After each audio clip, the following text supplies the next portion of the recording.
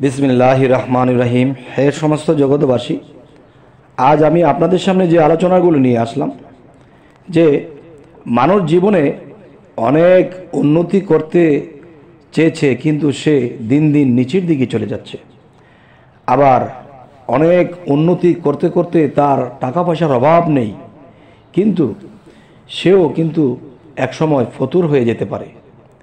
কেন ফতুর হবে আর কেনই বা সে নিঃস্ব হয়ে আছে, কাজকাম পায় না, বা ব্যবসা বাণিজ্য টাকা পয়সা ইনকাম কিছুই হয় না। এবং একজন বড় হয়ে গেছে, বড় লোক হয়ে গেছে, আরেকজন গরিব রয়ে গেল।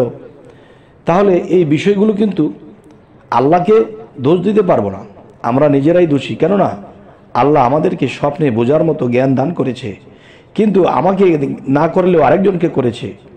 যেমন পৃথিবীতে অনেক জ্ঞানী চতুরঙ্গ লোক আছে, অলিয়া আউলিয়া আছে, আমরা এদের কাছে গিয়ে অবশ্যই স্বপ্নের ব্যাখ্যা করে নেব। তখন কি হবে? আমাদের সামনের জীবন সুন্দর হবে। যেমন আপনি দেখতেছেন, এখানে 5 লক্ষ টাকা ইনভেস্ট করলে আপনি একসময় কোটিপতি হয়ে যাবেন, কিন্তু এটা আপনার মনের ভাবনায়, চিন্তা চেতনা আপনি এটা গিয়েছেন, কিন্তু আপনার ভাগ্য নসিবে আছে কি যে আপনি একেবারে কোটিপতি তো হতেই পারবেন না।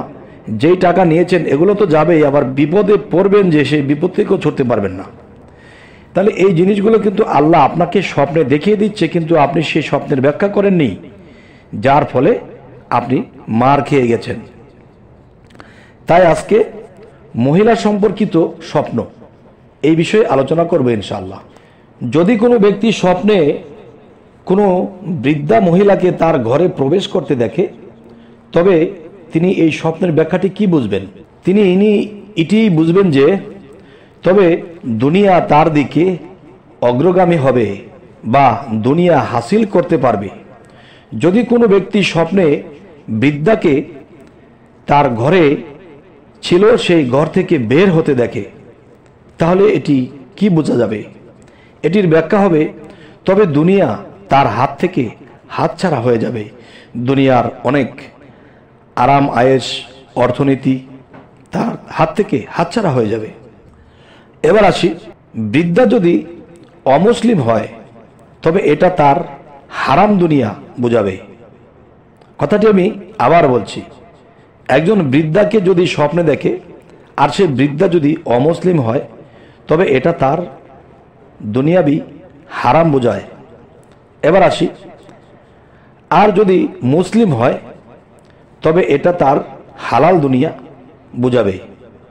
আর বৃদ্ধা যদি বিশ্রী হয় তবে এতে স্বপ্নের ব্যাখ্যাটি করে নেবেন কোনো মঙ্গল বা কল্যাণ নিহিত হবে না। আচ্ছা, তো এবার আসি, যদি কোনো ব্যক্তি স্বপ্নে দেখে যে কোনো যুবতী মহিলাকে স্বপ্নে বৃদ্ধা অবস্থায় দেখে, যদি আপনি কোনো যুবতী মহিলাকে স্বপ্নে বৃদ্ধা অবস্থায় দেখেন তবে এটা তার দিন ধর্ম উত্তম হওয়ার ইঙ্গিত করছে। এবার আসি, যদি কোনো ব্যক্তি স্বপ্নে কোনো বৃদ্ধা মহিলাকে অবাধ্য দেখে অথচ সে তার সাথে মিলিত হতে সহবাস করতে চাচ্ছে, তবে এটা তার দুনিয়া বুঝতে হবে, যা হাসিল করা তার জন্য খুবই কষ্টকর বাধ্য হবে। আচ্ছা, কষ্টকর সাধ্য হবে। আচ্ছা, এবার আসি, আর যদি সে তার অনুগত্য করে তবে অনুগত্যের পরিমাণ হিসেবে দুনিয়া হাসিল করা সম্ভব হবে। আচ্ছা, এবার আসি, যদি কোনো ব্যক্তি স্বপ্নে কোনো যুবতী মহিলাকে সে তার শত্রু হবে। আচ্ছা, আবার বলছি কথাটি, যদি কোনো ব্যক্তি স্বপ্নে দেখে যে কোনো যুবতী মহিলা দেখে সে স্বপ্নে, তবে সে তার শত্রু হবে, যে কোনো অবস্থায় দেখুক না কেন। আচ্ছা, তো এবার আসি, আর যদি কোনো ব্যক্তি স্বপ্নে বৃদ্ধা মহিলা দেখে তবে এটা তার দুনিয়া ও ভাগ্য বোঝাবে। আচ্ছা, এটি হলো দুনিয়াবি ভাগ্য, আখিরাতের নয়। আচ্ছা, তো এবার আসি, মোট কথা বৃদ্ধা মহিলা দেখা এটা দুনিয়ার লাভের ইঙ্গিত করে, আচ্ছা, যদি কোনো ব্যক্তি স্বপ্নে কোনো বৃদ্ধাকে উন্মুক্ত মুখ, হাত ইত্যাদি খোলা এবং সহজ সজ্জিতা দেখে, তবে সে তাৎক্ষণিক সুসংবাদ সহ দুনিয়া লাভ করবে। আচ্ছা, এবার আসি, আর যদি কোনো ব্যক্তি স্বপ্নে বৃদ্ধাকে রুগ্ন এবং ক্ষিপ্ত চেহারা বিশিষ্ট দেখে, তবে দুনিয়ার জন্য তার মান, সম্মান ও মর্যাদা ভূলুষ্ঠিত হবে। ভূলুষ্ঠিত হওয়ারই আশঙ্কাই বেশি। এবার আসি, আর যদি বৃদ্ধাকে কুৎসিত ও বিশ্রী দেখে, তবে সমস্ত কাজেই সে নিরাশ হবে।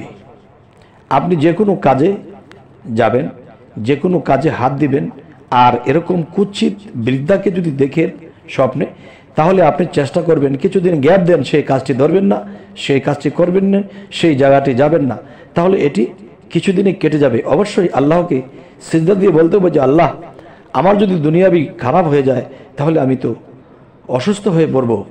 মনের অসুস্থতাই শরীরের অসুস্থতা এনে দেয়, তাই আমাকে আল্লাহ সুস্থ রাখুন, যাতে আমি আপনার কাজ করতে পারি, আপনাকে সন্তুষ্ট করতে পারি, ইবাদত করতে পারি।